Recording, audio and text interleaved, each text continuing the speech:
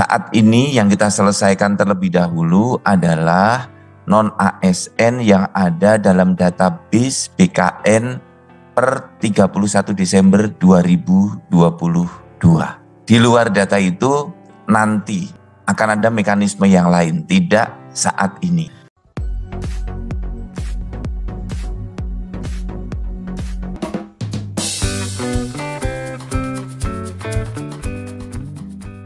Di video kali ini kita akan menyampaikan informasi rekan-rekan honorer yang akan menjadi outsourcing ya pada tahun 2025. Dan untuk tahun 2025 jabatan outsourcing itu hanya beberapa saja. Selain itu rekan-rekan semua akan di PHK massal. Ternyata dalam regulasi tidak boleh ada PHK massal, itu tetap akan terjadi. Bagaimana info lengkapnya, ikuti video ini sampai selesai. Setelah terbitnya regulasi Kemenpan RB 16 2025 berkaitan dengan P3K paruh waktu, di sini kita masih akan membahas berkaitan dengan nasib rekan-rekan non-ASN yang tidak masuk dalam database PKN ya.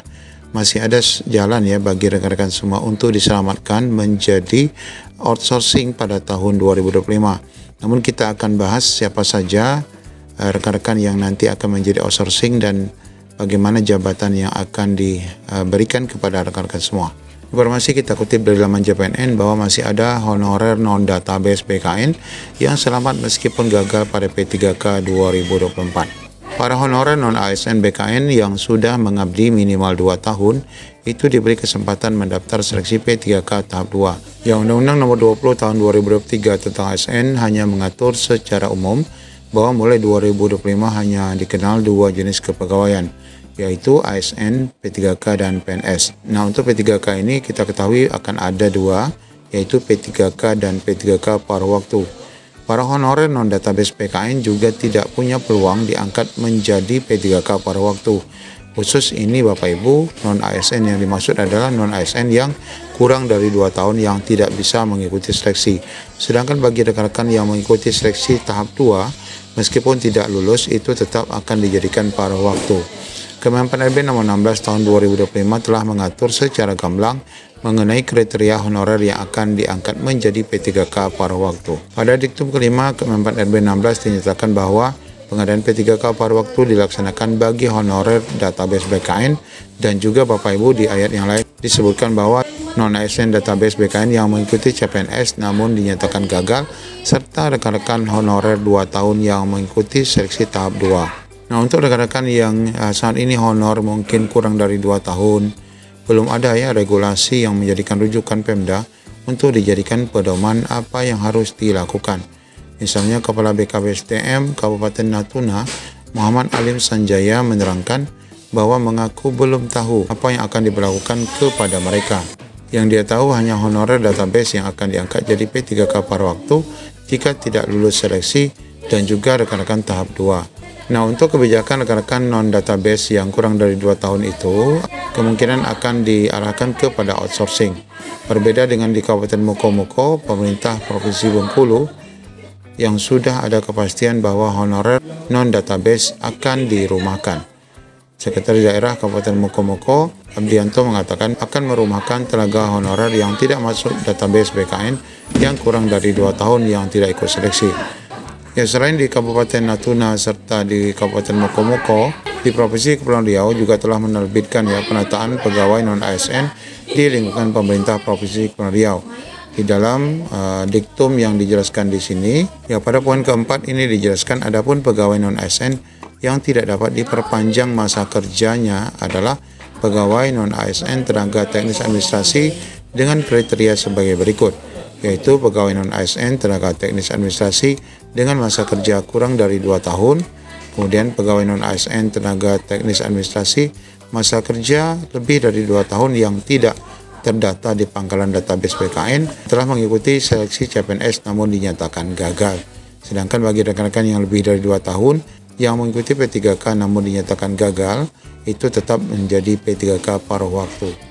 Nah, kemudian di ayat 5 di Provinsi Kepri ini disebutkan sehubungan dengan poin keempat di atas, diminta kepada saudara untuk segera mengambil kebijakan terhadap pegawai non-ASN yang dimaksud dengan mengedepankan norma, etika, dan kepedulian kepada yang bersangkutan.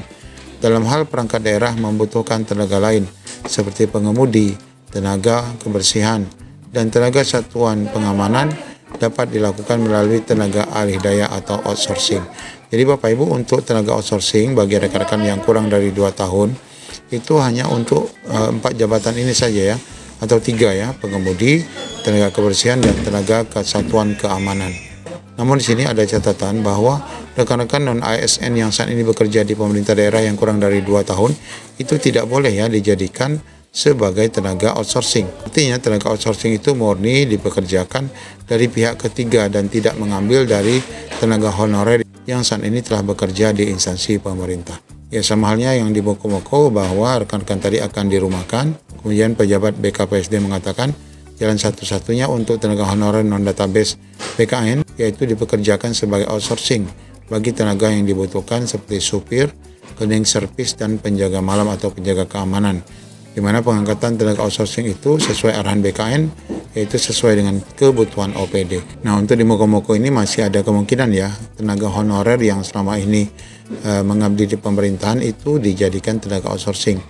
Berbeda dengan di Kepri tadi bahwa tenaga honorer ini tidak boleh ya dijadikan outsourcing, karena di sini disebutkan bahwa statusnya bukan merupakan tenaga honorer pada perangkat daerah. Nah, untuk menghindari adanya kecurangan di mana tenaga honorer itu diselipkan di dalam tenaga outsourcing, seluruh tenaga outsourcing itu nanti harus dikonsultasikan dulu atau mendapat persetujuan dulu dari Gubernur Kepulauan Riau. Demikian update kali ini berkenaan dengan rekan-rekan non-database PKN yang tidak mengikuti seleksi P3K 2024 yang masa kerjanya kurang dari 2 tahun. Tadi yang masuk ke Perisala sudah jelas ya, jadi kalau 7 ada 12, sesuai peringkat, nanti yang sisanya itu paruh waktu. Tapi ini pun bagi mereka, sebagaimana disampaikan Pak Waka tadi, basis kita semuanya nih dari diskusi kita ini, kita bicara tentang yang di dalam database BKN ya. Kemudian tadi yang kurang 2 tahun ya dia tidak memenuhi syarat, berarti sekali lagi fokus kita adalah ke yang database BKN ya. Tadi juga sudah disampaikan ya. Kemudian tadi yang tidak bisa mendaftar gitu ya, yang tidak bisa mendaftar kalau sepanjang dia dalam database BKN karena hal-hal yang disampaikan oleh Pak Waka tadi, karena TMS dan sebagainya belum mendaftar dan sebagainya gitu ya, itu kita buka ya setelah ini. Jadi dari kebijakan Pak Kepala nanti akan buka itu. Jadi tidak ada masalah gitu ya. Kemudian tadi yang paling penting saya ingin menggarisbawahi, tadi ada yang non-ASN tapi melamar ke CPNS, dia lulus tapi dia bukan database, maka dia tidak masuk ke dalam kriteria kebijakan kita yang baru. Jadi mereka pun yang ikut mendaftar di CPNS itu adalah bagi mereka yang memang tadi ada dalam database BKN sudah seleksi tapi nggak lolos SKD atau SKB gitu ya.